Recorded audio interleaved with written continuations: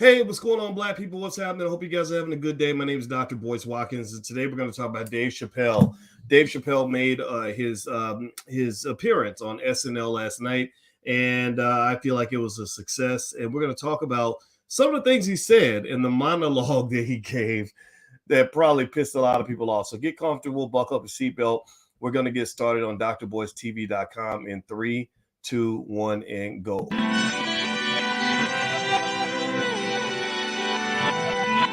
Here we are, clan the isms, cataclysm, great. Our people out here struggling, trying to make it in this state. Everybody out here doing it, but we the ones too late. Now family, we the ones who gotta delegate. Get that money in the power, never be fake. Stick to cosign for 3. What did he say? Create jobs, support our own. Educate the same and buy back your home. Got 3 degrees, triple 10. 3 PhDs, now we on the CNN. DBTV, let's talk about negligence. Ignorance is bliss, but we can turn it to intelligence. Believe none of what you hear, half of what you see. Let's break it down here on Dr. Boyce TV. Here we are. Hey, what's going on, everybody? Welcome to drboycetv.com, the home for intelligent Black people. My name is Dr. Boyce Watkins, and I want to say hi to everybody that's in the house. And just so you know, even though this is the home for intelligent Black people, it doesn't mean that you're not welcome here if you're not Black. It just means that we run the show. It means that Blackness is top priority here. This is B1. That means Black first. Black first means that we put ourselves at the top of the priority list. Black first means we educate our kids. Black first means that we build our community. Black first means that we believe in the infinite power of Blackness. If you agree with this philosophy, put a B1 in the chat. Everybody put a B1 in the chat. Also, shout out the city you're from. I see Rudy from Milwaukee. Let's see here. I see Cynthia. I see you. Hey, 86. Hey, Gary Frazier. How you doing? Connie the Queen. Good to see you too. Good to see you as well. Let's see. Betty Williams puts her B1 in the chat. Gary Frazier, good to see everybody. I love you. Queen Beauty says, I love you. I love you too, Queen Beauty. Thank you so much for saying that. All right, so how many of you, give me a yes or no, how many of you saw Dave Chappelle and any piece of Dave Chappelle's performance on SNL last night? Give me a yes in the chat if you saw Chappelle, at least the monologue, maybe saw a couple of the skits, etc. Yes or no? All right, now I'm gonna tell you this. I watched it today with my wife. I watched a big chunk of it. You know, I'm not a huge TV watcher. I'm a mediocre SNL fan. I like SNL for the most part. I like it more than I dislike it, because I think that they have good writers and the stuff is funny and they do a really good job of sort of dancing that interesting line between politics and comedy. And I thought it was pretty interesting that they had Dave Chappelle on as their host, even though he's hosted the show, I think a couple times before. I think it's his 3rd time. And knowing, what happened with Chappelle and Netflix, if you recall, with Netflix, Dave Chappelle had some pushback on some jokes that he made that people thought were transphobic and all this other stuff. And the Black community was behind Chappelle. Chappelle is in this category of really what I call the straight Black male over 40 category. The straight Black male over 40 category would be Chappelle, Kanye West, Kyrie. Well, Kyrie's not 40 yet, maybe. I think he's in his 30s. But still, it's kind of like this space where you have straight Black men that don't really get seen. We're not necessarily allies with the Democratic Party all the time. It doesn't mean that we can't align with some of the ideas, but it does mean that, you're not going to come around and push us around. And I say, I talk about myself in that category because that's how I feel. I don't hate the Democrats or whatever. It's just more like, I think that as Black people, if we're going to do better, we have to be able to look beyond the bullshit. Like we have to really look beyond the nonsense and kind of say, this is where we're getting off the bus. You're not going to carry us around like little children and tell us what to think and where to go, who to vote for, how to act in every election. We don't do that. That's just not how a strong community reacts. I just really believe that. And it doesn't mean that you can't agree sometimes. It just means that that's just not what we do. So Chappelle is a dedicated comedian. He's not just very smart. I never talked to Dave. I feel like if I talked to Dave Chappelle, I would enjoy the conversation. There's a few people that are in that celebrity space where I say, okay, I would talk to that person. Some celebrities are just stupid. Some of them get on your nerves. So some of them are crazy, weird, narcissistic, getting high and drunk all the time, just want to be dumb as possible, into white folk stuff. I'm not into all that, and that's why when celebrities have reached out, I haven't always been excited about it, because in my mind, I'm kind of like, okay, Can we actually talk about something meaningful, or are you just going to talk about how you can get another bag of money from white people? That doesn't interest me very much, to be honest with you. But I think that with Chappelle, there's something there, right? There's something there in terms of his ability to really brilliantly use his comedic talent to really make a point, to make some really serious, significant points that I think need to be made, in the space of entertainment.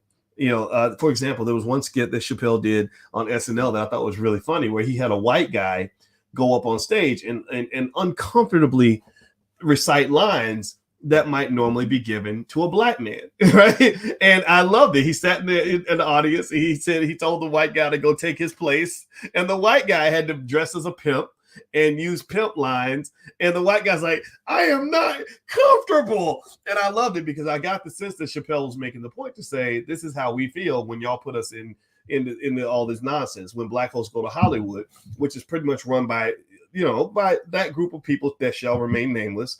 And they just sort of put you in any old kind of mammy role, slave role, idiot role, thug role, pimp role, whatever, right? And you're not comfortable, but you do it. Why? Well, because you don't have enough economic resources in your own community for you to be able to stand up against that nonsense.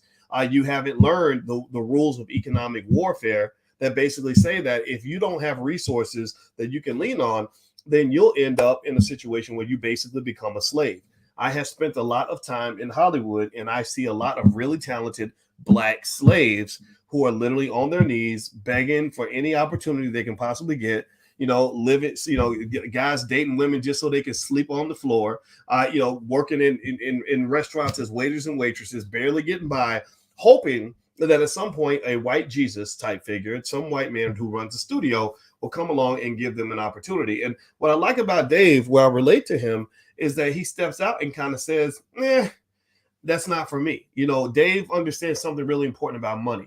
How many of y'all remember, give me a yes or no, let's do a little history lesson on Dave Chappelle.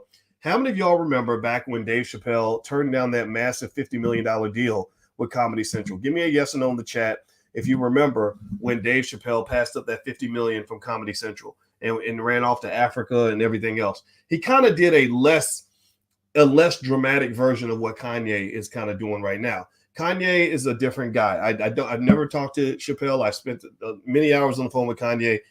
I feel like they're different. I really do. I think with Ye, there's some, I liked Chappelle's honesty as he spoke about his friend. And he said, there are some issues there in terms of mental health. I can't disagree with that, just from what I've observed. I have to be honest about that. But Chappelle ran off, if you recall, and he said, F you, F your money, I'm going to be fine.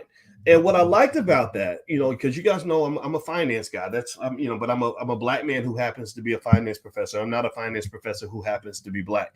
And the thing is, so everything I see in terms of wealth comes through the lens of blackness. And one of the things that I like about what Chappelle did is he learned something that you don't really learn very often in a capitalist society. He learned the meaning of the word enough.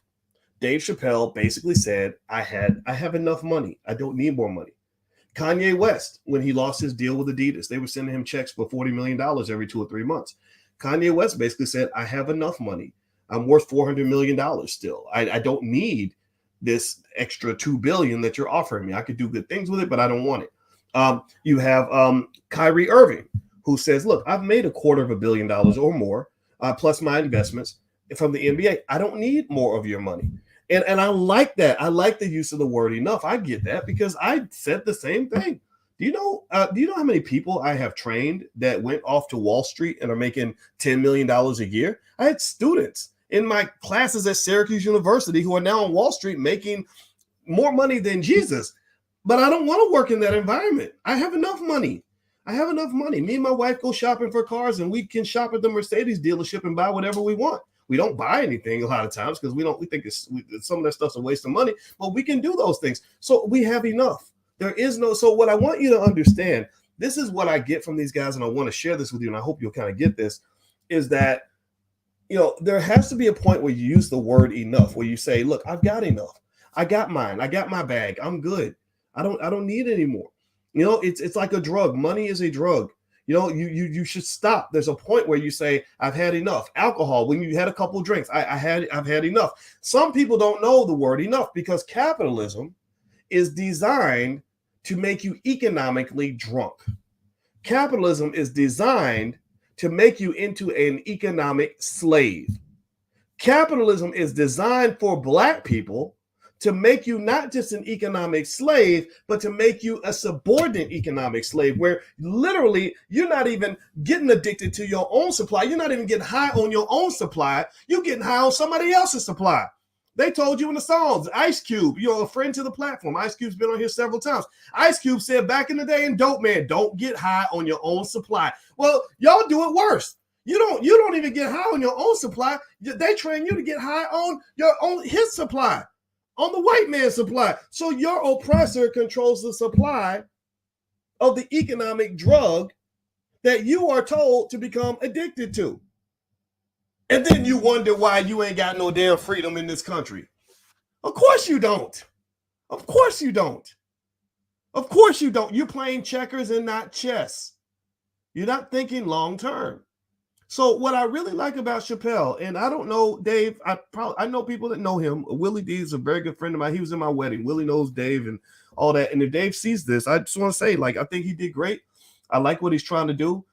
When he tells a joke, I'm always sitting back smiling, figuring out how he's going to slide in that very serious Black man political statement, because that's the magic of it. They don't see him coming. Like me, they see me coming because I look kind of mad and whatever, mean or whatever, and I get that. But Dave, he'll slide it in, and he said everything in that monologue. If you watch the monologue, the first half of it was more interesting to me than the second half. But the first half of it, he really didn't. He showed a commitment to artistry first off, right? Just because from what I gather about comedians is that they are really, really big on defending their freedom of speech. That's why if you notice when Will Smith when Will Smith slapped Chris Rock, most of the Black comedians sided with Chris Rock because they don't believe that they should be slapped for exercising their freedom of speech. So almost every comedian I saw, Black or white, pretty much sided with Chris Rock. That was over the top. Because why is that? Well, because comedians are very deeply committed to freedom of speech. I love that. That's about if you want to talk about so-called American ideals, the comedians are probably the most American group of people that we have in this country right now, because they're the one group that will relentlessly defend the right to free speech. And I think that is a wonderful thing. Dave Chappelle is leading that charge because he is exerting his right to free speech. And he's also not afraid to share whatever form of expression is on his mind. So Chappelle went in and he made a lot of jokes that led to some of the media outlets, who are pretty much controlled by the same people, to all have these headlines like, oh, Chappelle's monologue was anti-Semitic and blah, blah, blah. And Malcolm X explained that whole term to you. He explained it 60 years ago when he said that term is used to basically allow certain groups of people to avoid any sort of criticism for their behavior. So it's almost like that Black person. Anybody ever work with that Black person where every time they don't show up to work and the boss gets on, they're like, y'all racist. Y'all right, they racist over there. But it's really because your lazy ass didn't want to do your work. Right? But they want to scream racism all the time, or sex, or maybe a woman who doesn't want to take on any accountability, who says they just sexist. You're just doing that because I'm a woman, right? And that's kind of that's what it is, right? A lot of times when you put people in a protected class, they will use that protected class as the ultimate gaslighter, as the ultimate get out of jail free card. So, or I could just, every time a white person holds me accountable, I can say, well, you're just doing that because I'm Black. You just don't even like Black people, right? And that's hard to do. So Dave knows how to navigate that very gracefully. And I liked what he did. I thought the monologue was funny. It was also poignant. He spoke the truth. He criticized everyone who needed to be criticized. He also gave compliments where they were due. And I really think that it was worth watching. So I watched some of it. I saw some of the skits. Chappelle is a great comedian right now. I'd say that he might be my favorite just because of what he's really trying to do in terms of defending the rights of people to kind of say what they want to say. I think that Chappelle is probably going to feel some consequences for what he did, but it seems like he's kind of past all that.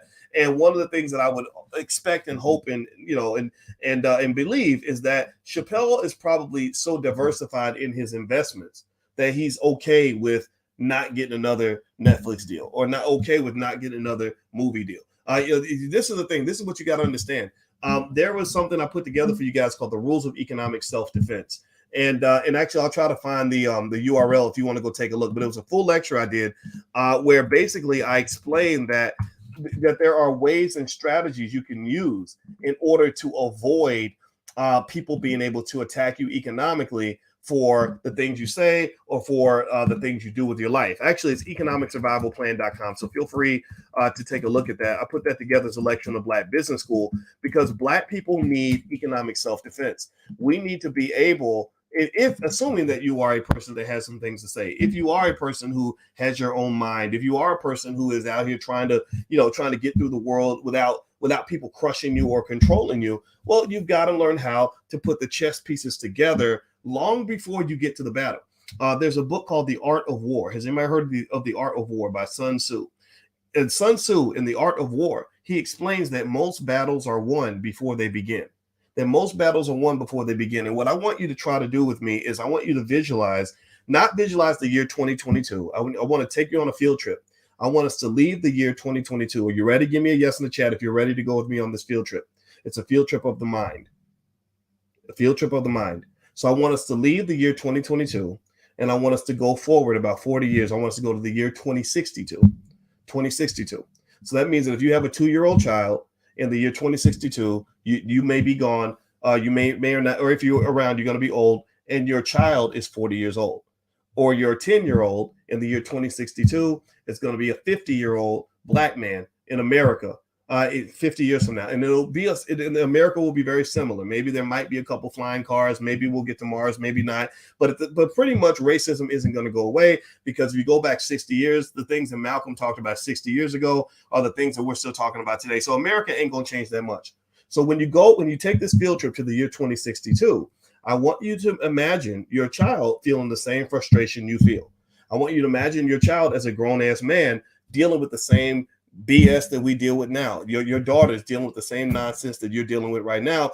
And I want you to understand that their ability to stand up or sit down in a given situation is going to be heavily driven by their economic possibilities and their economic scenario.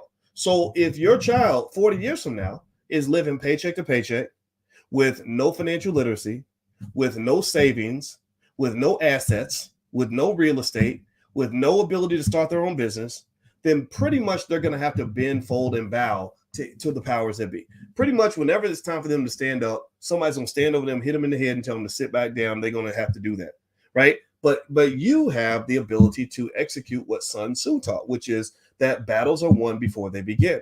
So by imagining the year 2062 right now, you can begin doing basic things for your kids that will prepare them for the battles that are yet to come. You can start investing for your child. If you go to boycewatkins.com, I put a free ebook up there called the $5 a day investing plan, which shows that if you invest $5 a day for your child right now, your child will have almost $1 million by the year 2062.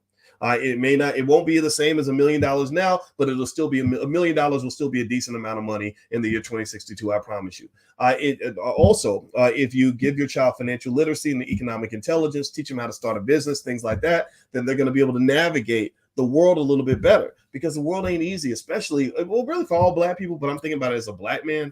As a Black man, I know that there are certain spaces I cannot go. So when I talk to celebrities and they tell me about the frustrations they feel, like when Kanye, would talk about what's going on with Adidas and all that, I would be thinking to myself, well, that's why I don't deal with those people anymore. That's why I don't want to have a deal with Adidas. I don't want to have any of these deals. And Dave said that during his monologue. Actually, Dave made a point where he said that when Kanye got his shoe deal, he said, I didn't want a shoe deal, because the minute I say something that's out of line, they're going to take my shoes away. So Dave is a strategic thinker, and I think that Dave is he's doing a good job, and I think that his performance last night was awesome, and I expected people to be pissed off about it. I like the way he represented his friends. He brought Mos Def back on stage with that group. Was it called Black Rock? Is that the name of the group, or did I say it wrong? I can't remember exactly. But they were in there, and he really did a good job of kind of representing I'm going to dare to use the term the culture, right? Which is a loaded term, right? Because some of these rappers claim they represent the culture, but if you represent and disrespect of black women, that's not my culture. If you represent black men getting high and drunk all the time, that's not my culture. If you represent wasting your money, that's not my culture. If you represent ignorance and not intelligence, that's not my culture. If you want to go around bragging about killing other black people, that ain't my culture. So when they say the culture, I look away. But in this particular case, I'm going to say the culture. And somebody said the group is called Black Star, Black Star, Black Star. I'm so sorry to Most Def. I did not mean to get the name wrong, brother. My apologies for that. You did a great job, and it was awesome. I thought Dave did a good job. I also just have to give credit to SNL for being smart enough to understand that bringing Dave Chappelle on was a scenario where there's going to be some consequences, but the good outweighs the bad because he's talented. He's going to get your viewership up. You know that. And also, it's the right thing to do. I mean, let's just look at the basics. It is the right thing to do to let people express themselves freely in an allegedly free country. That's it. That's it. Just let them have, let people speak. And I really encourage you to also do the same thing. I think when you talk about the trans community, yeah, they have a point of view. I think that we don't understand what it's like to be trans. We don't understand what it's like to be binary, non-binary, like all of that. I mean, that's got to be really difficult, right? And I think you can empathize with that without necessarily condemning anything and everybody who disagrees with you. So if you want to know where I stand for team freedom, and I really like the way Dave Chappelle expressed himself, and I just want to publicly state that I support him 100%. All right, guys. So if you could do me a favor, hit the thumbs up button, thumbs up, share, subscribe. Make sure you hit the notification bell so that you'll be notified when we go live. Because a lot of times they don't send out the notification because, channels like mine get shadow banned because we're like trying to be black and intelligent. If I was some ignorant rapper talking about how many babies mamas I got, I'm sure everything will be okay. But since I'm actually speaking on issues that are actually going to empower black people, that pretty much makes me a threat to American society, which is why I ask you guys, please hit the notification bell so we can override and circumvent their systems that are designed to keep you blind, deaf, dumb, and stupid. I do not want that for you because I believe that we are meant to win and we are winning. So shout out to Dave Chappelle for playing his part in this greater struggle, in this greater movement that's happening in this generation. So hit the thumbs up button, thumbs up, share, subscribe. I will see you guys soon. Go to boycewatkins.com if you want to know what we got going on in the Black Business School. We got stock market class on Tuesday, Powernomics class on Wednesday, and we're also doing stock options investing on Thursday. And there's a whole bunch of other stuff, financial therapy. We've got a government contracting class coming up if you want to learn how to write government contracts. We got everything going on in the Black Business School. So feel free to just go to boycewatkins.com. I usually share the links from the Black Business School on my personal site, but we have a ton of instructors over there that can give you everything you need. So God bless you guys. Have a wonderful day. Thumbs up button on your way out. I'll see you soon. Take care. Peace.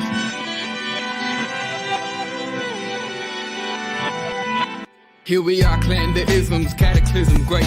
Our people out here struggling, trying to make it in this state. Everybody out here doing it, but we the ones who late. Now family, we the ones who gotta delegate. Get that money in the power, never be fake. Stick to co-sign for 3. What did he say? Create jobs, support our own. Educate the same and buy back your home. Got 3 degrees, 10, 3 PhDs, now we on the CNN. DBTV, let's talk about negligence. Ignorance is bliss, but we can turn it to intelligence. Believe none of what you hear, half of what you see. Let's break it down here on Dr. Boyce TV. Here we are.